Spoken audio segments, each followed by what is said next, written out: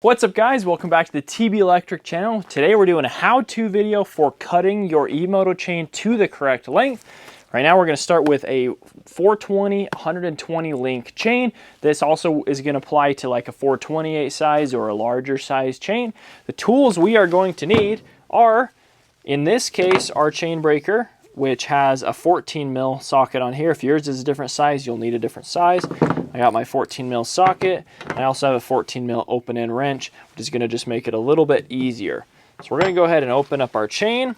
And then in this video, at the end, I'm gonna have a full chart up on screen that's gonna show you guys the right length for each individual E-Moto, depending on what size sprocket you have. It'll have the stock length, and it'll have all the different ones if you're running a smaller or a larger sprocket. We're gonna go ahead and just cut this bad boy open and show you how to count it, because it can be a little confusing. We also have our quick link. So that is your quick link. That's how you hook your chain together. Set that aside for now. Now the easiest thing for me is to lay the chain out like this. That kind of makes it so I'm not getting confused. Stuff's not right next to each other, so we can count it properly. If you are just replacing your chain and you want to leave it the same length as before, I recommend taking the chain off your bike and just laying it out side by side and cutting so it's the same length. Okay, we're going to count. You can count two ways. You can either count every single pin, so like 1, 2, 3, 4, 5, or you can count each gold piece or double pin and then double it at the end. In this case, we are not going to count either of these ends. See those ends? That's where our quick link connects together just like this, and at the end of the day, it's going to look just like one of these double pins. Okay, here we go. We're going to cut this chain to 108 links, which is the stock size that we're looking for. So I'm going to forget about the first pin, start counting. 1, 2, 3, 4, 5, 6, 7, 16, 17, 18, 19, 20, 28, 29, 30, 31, 32, 33, 44, 45, 46, 47, 48, 49, 50.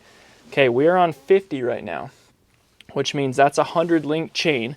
If we were to cut it, except for that, you always have to add in that extra link at the end for your quick link. So if I were to cut it on this link, it would actually be a 102 link chain.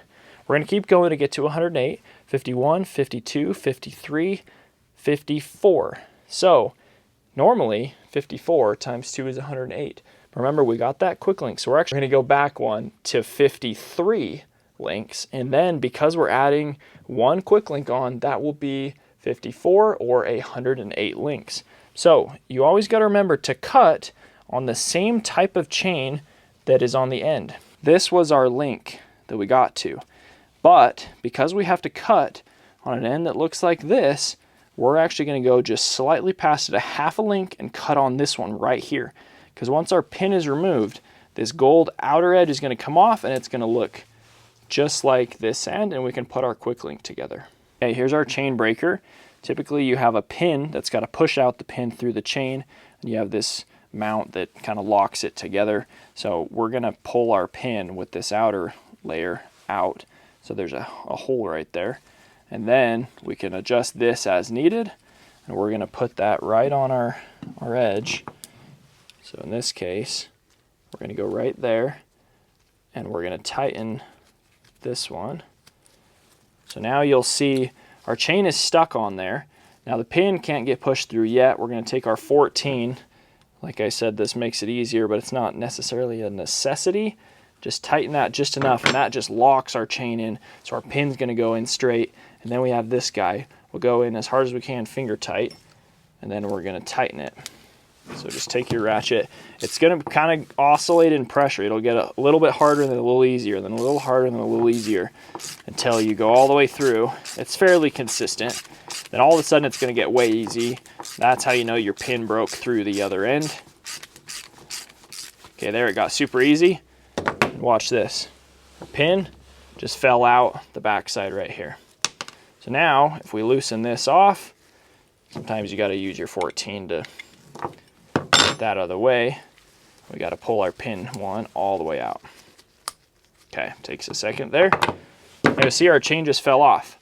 So what I talked about before is you got to cut so that this looks the same as your quick link is supposed to go into.